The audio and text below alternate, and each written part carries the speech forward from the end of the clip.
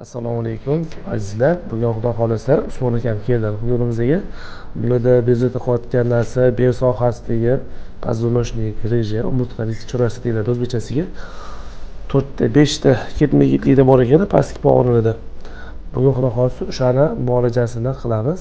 Muolajamizni birinchi bo'yin sohasini pastki qismi, ya'ni воротников zonadan boshlaymiz massaj qilishi. Sababi hamma nervlar tarqalish joyi, meridian kollektor deyiladi bu. Keyin shu yerda massaj qilib yumshatishni boshlaymiz.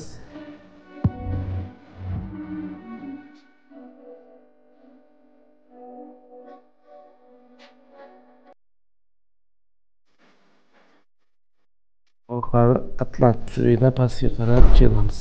Yelkagacha, ya'ni trapetsi mishsagacha tushiradi.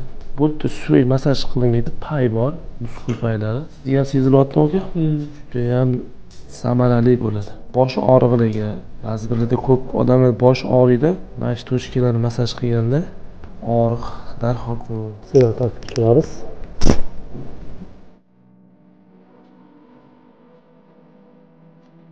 Bemorlar jinsiy a'zolarni faoliyatini yaxshilashga yordam beradi. Ayollarda jinsiy muammolarni yechimiga, gemoroylarga, jinsiy boleznilarni davolashga ham yordam beradi, samarali. Bu joylarni biroz og'risida kuchliroq massaj qilamiz, sababi u грушевидный mishsalar bo'shashgandan so'ng beldagi og'riq yo'qolishiga sabab bo'ladi. Oyoqda qon aylanish yaxshilashiga sabab bo'ladi. Bu juda ko'p joyga bor, ya'ni bel sohasining oyoqdagi og'riqlar ketishiga ham mana shu tochka yaxshi yordam beradi massaj qilganda. Bu joyda ham aynan shu ish qilinadi. Biroz yoqimsiz tuyulsa-da, lekin juda ham foydasi bor.